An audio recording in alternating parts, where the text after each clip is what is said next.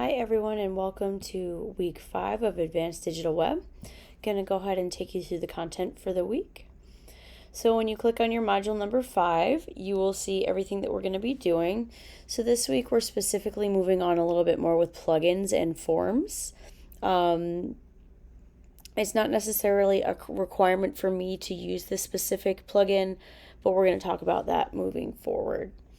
So you can read the introduction.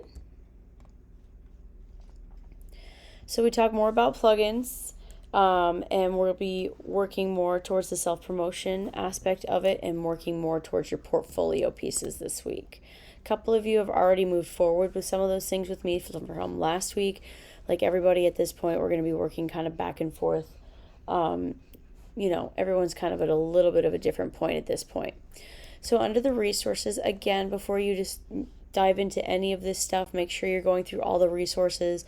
I'm still getting some questions on like how to delete like a basic blog post, which has all been like in the material. So under the resources, you can see there's adding specific gallery images, how to upload your work to the media library so that you can import it, managing those files.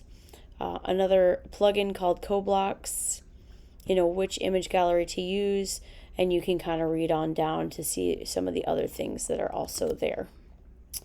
So for this week, we do not have a discussion, but we just have an activity, which is adding your portfolio pages and your contact information page. So let's go ahead and talk about the rubric because I changed a few things up here. So your portfolio page highlights your portfolio work. So at this point, some of you might have already started this. We're working on your work back and forth. Now, as you go through it, you can read, it says you need at least 10 pieces. Now, I know some of you won't have that, so upload to the best of your ability, and I'll be working with you one-on-one on this. I say a minimum of 5 pieces. I mean, some of you don't even have like any graphic design work. It's all just fine arts. Like I'll work with you the best I can on it if you absolutely have nothing. But if you like, as you look through the rubric here, you'll see it's asking for 10. I'm very much a quality over quantity professor. If you have 3 to 4 pieces that I think are really close to being finished, we'll use those versus like having just kind of like fluff pieces. You don't want to have those.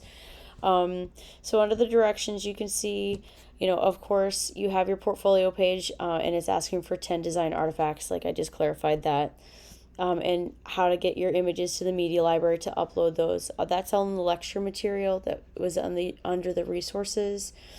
For the contact information, it's talking about the Formidable Forms plugin for your contact information page. You don't specifically have to use that plugin. Like if you want to use another one, if there's something built into the theme that you already like, you don't have to use this plugin. It's just a suggestion that's built into the course content. And again, that's not like my specific thing. That's from Shnu. It's also talking about using the block editor tool if you want to have more options for customizing your text. And then you're just going to be giving some reasoning on how you want it to look, So when you upload it, you can tell me like specifically, like these are the pieces that I want to use and why. And then I'll get back to you on those pieces as well. Thank you so much and have a great week.